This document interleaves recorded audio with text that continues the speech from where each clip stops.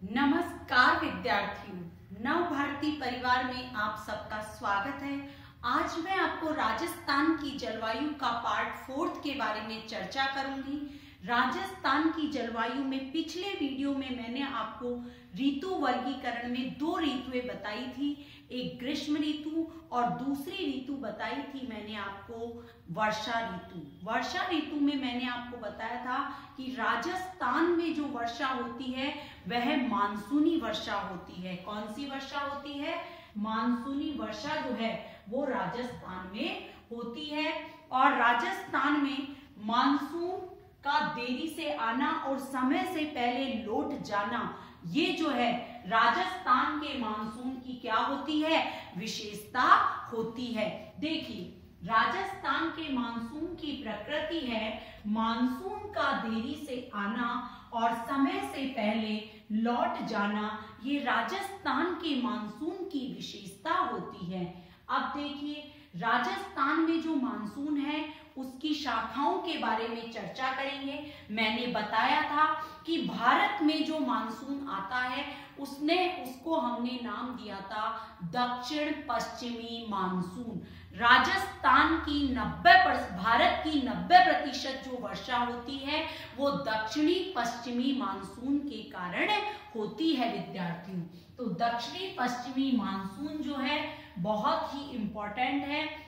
जैसे ये प्रायद्वीपीय भारत से टकराता है ये 2 भागों में बंट जाता है, क्योंकि आप सबको पता है इधर आपके भारत में अरब सागर है और इस तरफ आपके बंगाल की खाड़ी है। क्या है? बंगाल की खाड़ी है। तो अरब सागर की जो ये दक्षिणी पश्चिमी मानसून की शाखा जब प्रायद्वीपीय भारत से टकराती है तो 2 भागों में बढ़ जाती है। जो हवा अरब सागर की तरफ से चलती है उसे अरब सागरीय मानसून कहते हैं, और जो बंगाल की खाड़ी की तरफ से होते हुए निकलती है उसे बंगाल की खाड़ी की शाखा के नाम से जाना जाता है। तो ध्यान आपको रखना है, अरब सागरीय शाखा जैसे भारतीय प्रायद्वीप से टकराती है ये भी 3 हिस्सों में बट जाती है। पहला है पश्चिमी घाट। अरब सागर की एक शाखा पश्चिमी घाट से टकराती है और भारत में सबसे ज्यादा बारिश जो आपका दक्षिणी इलाका है इस पश्चिमी घाट पर बहुत ज्यादा बारिश करती है। और जैसे ही छोटा नागपुर के पठार से टकराती है इसकी दूसरी शाखा, यहाँ पर पवना विमुखी ढाल के कारण जो है ये यहीं पर जो है इसका प्रभाव कम हो जाता है। एक शाखा हिमाचल शाखा के नाम से जानी जाती है जो हिमाचल प्रदेश तक जाती है। ये जो है ये हिमाचल शाखा जो है वो राजस्थान के अंदर प्रवेश करती है, लेकिन राजस्थान की अरावली पर्वत श्रृंखला समानांतर होने के कारण राजस्थान से ये हवा बहुत ही जल्दी आगे पहुंच जाती है और इसी कारण अरब सागर के मानसून से राजस्थान में कम वर्षा होती है। और कम वर्षा का कारण क्या है विद्यार्थियों? ये है आपका राजस्थान। क्या है? राजस्थान। और ये जो अरावली पर्वत श्रृंखला है ये मानसून के समानांतर होने के कारण मानसून जो है हवाएं जो है वो सीधे हिमाचल प्रदेश की तरफ चली जाती है, जिसके कारण अरब सागर के मानसून से राजस्थान में कम वर्षा हो पाती है। तो आपने ये समझा कि अरब सागर का जो मानसून है, अरब सागरीय जो शाखा है वो 3 भागों में बंट जाती है, एक पश्चिमी घाट, एक छोटा नागपुर और तीसरी हिमाचल प्रदेश की शाखा राजस्थान से संबंधित मानी जाती है। दूसरा है बंगाल की खाड़ी की शाखा, और बंगाल की खाड़ी की शाखा से जब राजस्थान में बारिश होती है या भारत में कहीं पर भी बारिश होती है उसे पुरवैया के नाम से जाना जाता है। और राजस्थान में सबसे ज्यादा जो वर्षा होती है वो बंगाल की खाड़ी के मानसून से होती है। राजस्थान में बंगाल की खाड़ी एक आपका पूर्वी हिमालय की तरफ चली जाती है, जिसमें आपके उत्तर पूर्वी राज्य 7 बहनें आती है। यहाँ पर बहुत अच्छी बारिश होती है, ना केवल भारत की बल्कि विश्व का सबसे ज्यादा वर्षा वाला राजस्थान जो है मासिनराम माना जाता है, जो कि मेघालय में स्थित है। क्यों? क्योंकि यहाँ पे बंगाल की खाड़ी की एक शाखा पूर्वी हिमालय की तरफ चली जाती है और एक शाखा उत्तर के विशाल मैदान की तरफ आती है और इसी उत्तर के विशाल मैदान के अंदर आकर के राजस्थान में प्रवेश करती है। राजस्थान में झालावाड़ से होते हुए भारत में प्रवेश करती है और भारत के कई इलाकों में बारिश करती है। तो राजस्थान तक आते आते इसकी नमी में कमी आ जाती है, लेकिन राजस्थान में अगर दोनों मानसूनों की तुलना की जाए तो राजस्थान में अरब सागर का मानसून पहले आता है, बंगाल की खाड़ी का मानसून देर से आता है, लेकिन राजस्थान में बारिश बंगाल की खाड़ी के मानसून से ज्यादा अच्छी होती है। तो आपने देखा मानसून में दक्षिणी पश्चिमी मानसून, इसके बारे में मैंने आपको पिछले वीडियो में भी बताई थी, ये बात बताई थी। क्या बताया था मैंने पिछले वीडियो में कि जैसे ही हिंद महासागर जो है, हिंद महासागर में वर्षा ऋतु के काल में निम्न उच्च वायुदाब का केंद्र बन जाता है, जबकि आपके भारत के उत्तर पश्चिमी इलाके में निम्न वायुदाब का केंद्र बन जाता है। हवाएं उच्च वायुदाब से निम्न वायुदाब की ओर चलती है और ये दक्षिणी पश्चिमी जो मानसूनी हवाएं हैं वो जो आपका साउथ का 3 डिग्री से 24 डिग्री वाला जो एरिया है, यहाँ से इन हवाओं का अभ्युदय होता है और यहाँ से ये हवाएं ऊपर की तरफ उठती है और ऊपर की ओर उठते हुए प्रायद्वीपीय भारत से टकराती है। दक्षिणी पश्चिम से ये मानसूनी हवाएं आने के कारण इन हवाओं को दक्षिणी पश्चिमी मानसूनी हवाओं के नाम से जाना जाता है।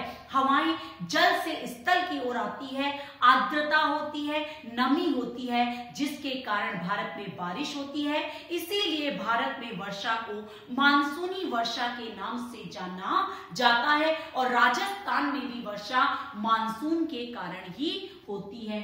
ये आपने इसमें देखा।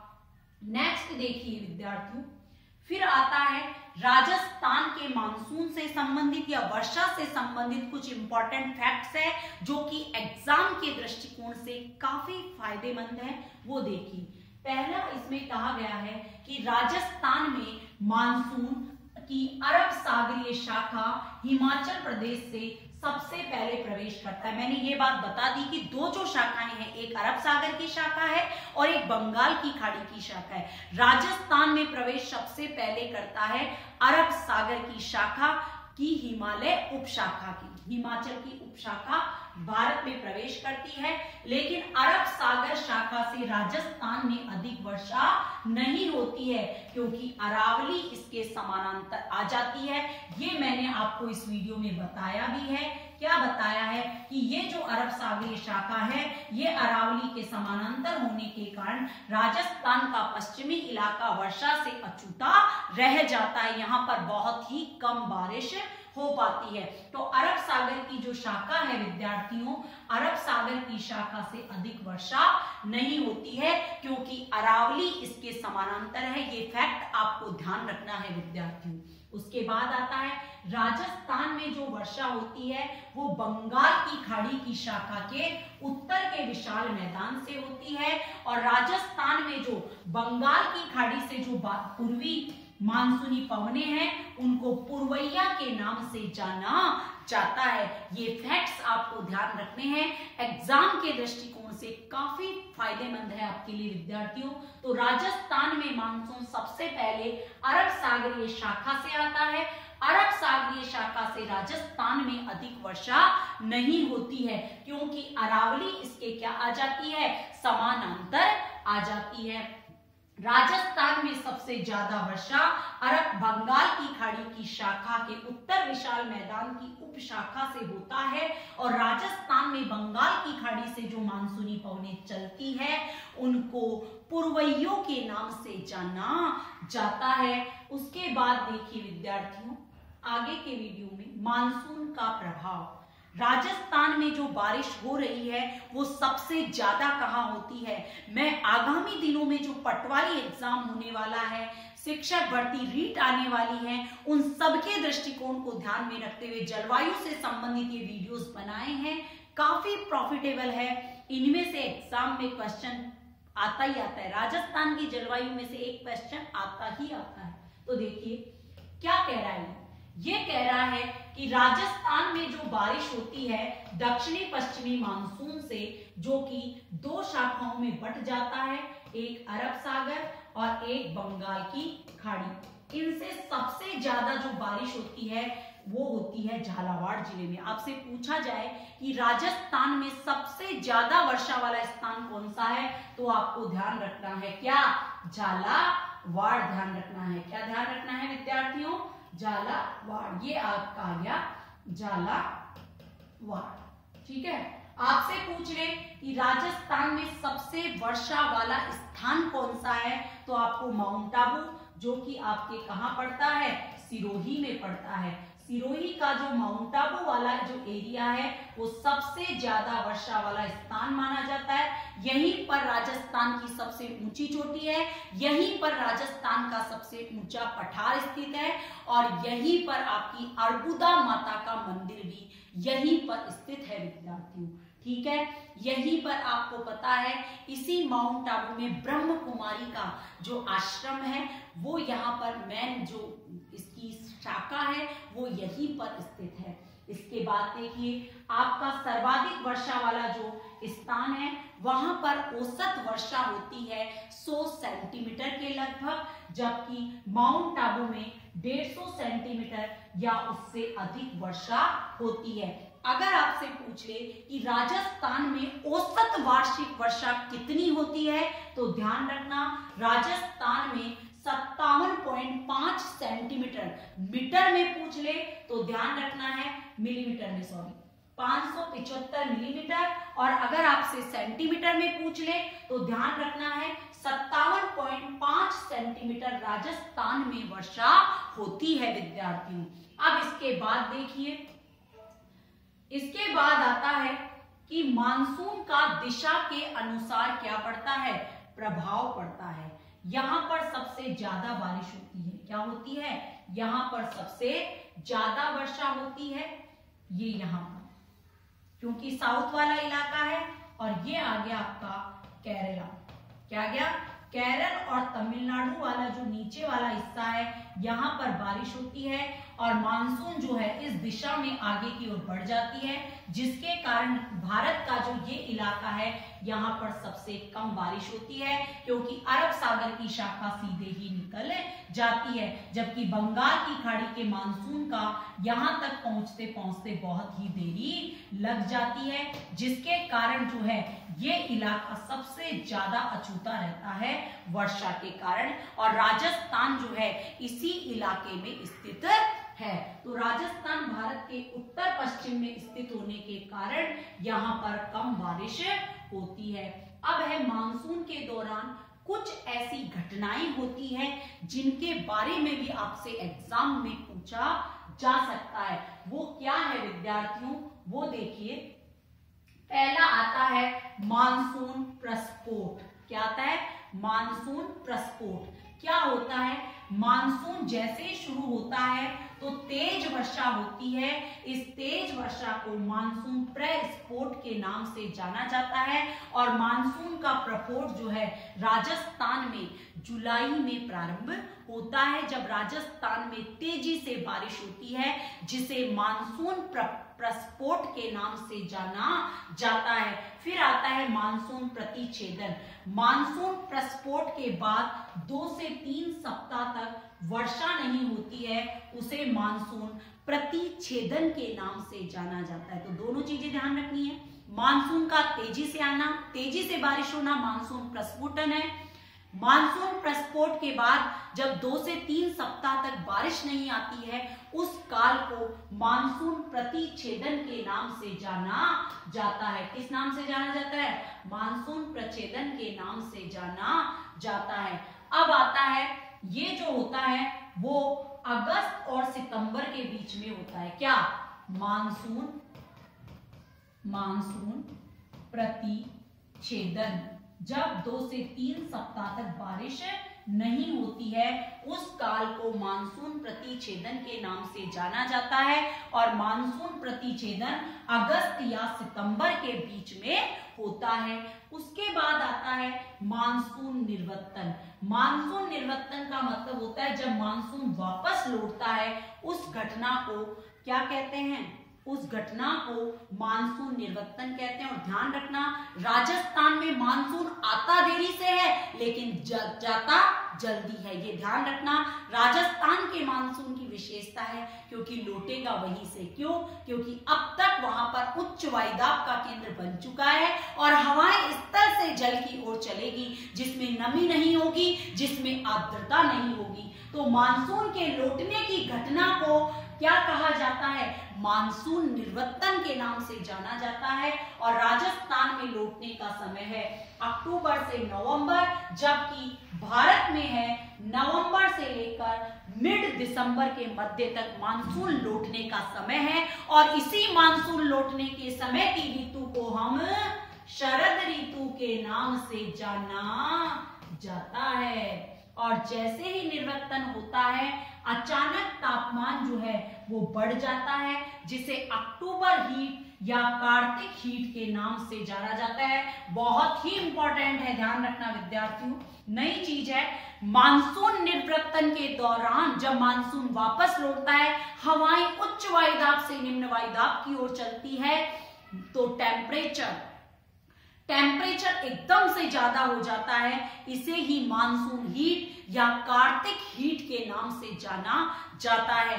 ठीक है, तो ये 3-4 जो घटनाएं मैंने आपको बताई, मानसून प्रस्फोट, मानसून प्रतिच्छेदन, मानसून निर्वर्तन और कार्तिक हीट, ये चारों आपको अच्छे से लर्न करना है और समझना है। मानसून प्रस्फोट, वर्षा का ज्यादा होना, मानसून प्रतिच्छेदन, वर्षा का नहीं होना, मानसून का वापस लौटना मानसून निर्वर्तन कहलाता है। अक्टूबर नवंबर में राजस्थान से लौटता है और देश से बाहर जो है आपके जो इंडिया से होते हुए निकलता है अक्टूबर से लेकर मिड दिसंबर तक। क्लियर? ये हो गया। अब इसके बाद देखिए विद्यार्थियों, मानसून को प्रभावित करने वाली वैश्विक घटनाएं बहुत ही इंपॉर्टेंट टॉपिक है, जिसमें से कई बार क्वेश्चन पूछा है इन दो धाराओं के बारे में। ध्यान रखना, अल नीनो और ला नीना, इन दोनों मानसूनी जो आपकी हवाएं हैं, जो आपकी महासागरीय हवाएं हैं, महासागरीय जो धाराएं हैं, इन महासागरीय गर्म और ठंडी जलधारा का भारत के मानसून पर बहुत बड़ा इफेक्ट पड़ता है और बहुत ही इंपॉर्टेंट है, तो ध्यान से सुनना। एक है अल नीनो और ला नीना। ये क्या है? महासागरीय जल धाराएं हैं जो महासागर में चलती है। महासागर में विषुवत रेखा के आसपास वाले इलाकों में गर्म जलधारा निकलती है और जैसे ही आप शीतोष्ण कटिबंध से शीत कटिबंध की ओर जाते हैं साउथ में, उस समय वहां पर ठंडी जलधाराएं चलती है। जैसे गल्फ स्ट्रीम गर्म जलधारा है। कैसी है? गर्म जलधारा है। कई जलधाराएं हैं, फ्लोरिडा है, इसके अलावा सारगेसो है, इसके अलावा कई जो है फ्लोरिडा है, कैलिफोर्निया है, कई ऐसी जलधाराएं हैं। वैसे ही महासागरीय जलधाराओं में दो का नाम भी आता है जो प्रशांत महासागर में चलती है। प्रशांत महासागर के पूर्वी इलाके में जो दो हवाएं चलती है उसका नाम है अल नीनो और ला नीना। देखो, अल नीनो क्या है? अल नीनो एक गर्म जलधारा है जो 3 डिग्री साउथ से 24 डिग्री साउथ के बीच में चलती है। ये आपकी विषुवत रेखा है और विषुवत रेखा का यहाँ पर जो आपका 3 डिग्री और 24 डिग्री के बीच जो है ये गर्म जलधाराएं चलती है। ठीक है, ये गर्म जलधाराएं चलती है और ये यहाँ से प्रारंभ होती है दिसंबर के मिड सप्ताह से। और इसका प्रभाव क्या होता है? जब गर्म जलधाराएं ये हिंद महासागर के पर्वत के इलाकों से टकराती है तो वहां की ठंडी जलधारा को ये किसमें बदल देती है? गर्म में बदल देती है। उच्च वायुदाब का क्षेत्र इतना अच्छा नहीं बन पाता है और मानसून भी, बारिश भी कम आती है। तो ध्यान रखना, जब अल नीनो की वर्षा है तो बारिश, मानसून हमारे देरी से आएगा, देरी से पहुंचता है और मानसून भी कम प्रभावशाली होता है, क्योंकि अल नीनो गर्म जलधाराएं हैं जो ठंडे पानी से मिलते ही वायुदाब का जो उच्च प्रेशर है उस प्रेशर को कम कर देती है, जिससे भारत में मानसून देरी से आता है, क्योंकि ये कौन सी धारा है, गर्म जलधारा है। ध्यान रखना, अल नीनो गर्म जलधारा है जिसके कारण मानसून देरी से पहुंचता है और कम प्रभावशाली होता है। उसके बाद आता है कि इसे चाइल्ड ऑफ क्राइस्ट या यीशु का शिशु या महासागरीय बुखार के नाम से जाना जाता है। मैंने आपको बताया दिसंबर के अंतिम सप्ताह में क्रिसमस डे रहता है, इसीलिए इस गर्म जलधारा को महासागरीय बुखार, यीशु का शिशु या चाइल्ड ऑफ क्राइस्ट के नाम से जाना जाता है। क्लियर? ध्यान रखना, अल नीनो से महासागर देरी से पहुंचता है और कम प्रभावशाली होता है। ध्यान रखना, अल नीनो से। क्लियर? एंड देन आगे देखिए, लानीना। लानीना एक ठंडी जलधारा है। कौन सी जलधारा है विद्यार्थियों? ठंडी जलधारा है और ये पूर्वी प्रशांत महासागर में दिसंबर के अंतिम सप्ताह में निकलती है और मानसून का समय पर आना, अगर लानीना आ रही है, ये ठंडी जलधारा अगर हिंद महासागर में पहुंचती है तो दक्षिणी पश्चिमी मानसून ज्यादा प्रभावशाली होता है और मानसून भी समय पर आता है। लानीना को अल नीनो की छोटी बहन कहा जाता है। तो ध्यान रखना विद्यार्थियों, अल नीनो से मानसून देरी से आता है, जबकि लानीना से मानसून का प्रभाव भी क्या होता है? अच्छा होता है। कैसा होता है? अच्छा होता है। क्लियर? अब उसके बाद देखिए, ये हमने महासागरीय हवाओं के बारे में पढ़ा। अब आता है आपका शरद ऋतु और शीत ऋतु। इसको हम नेक्स्ट वीडियो में समझने वाले हैं। शरद ऋतु मानसून का निर्वर्तन काल होता है और इस शरद ऋतु के दौरान केवल मानसून के लौटने के समय जैसे ही बंगाल की खाड़ी की शाखा स्थल से जल की ओर प्रवेश करती है तो प्रायद्वीपीय भारत का कुछ हिस्सा, जलीय हिस्सा आने के कारण तमिलनाडु में बारिश हो जाती है। तो शरद ऋतु जब मानसून लौटने का समय है उस समय भारत के तमिलनाडु राज्य में बारिश होती है। इन सब की डिटेल हम नेक्स्ट वीडियो में पढ़ने वाले हैं। आज हमने दक्षिणी पश्चिमी मानसून और वर्षा ऋतु से संबंधित कुछ फैक्ट्स को समझा जो कि एग्जाम के दृष्टिकोण से काफी प्रॉफिटेबल है आपके। तो इसके लिए आप मेरे नव भारती स्टडी सर्कल चैनल से जुड़े रहिए ताकि आगे के अपडेट्स आपको लगातार मिलते रहे और आप कंपटीशन एग्जाम्स की जो भी क्वेश्चंस आ रहे हैं उन सबको इन वीडियो के माध्यम से क्रैक कर सके। यही मेरी उम्मीद है, यही मेरी आशा है। धन्यवाद।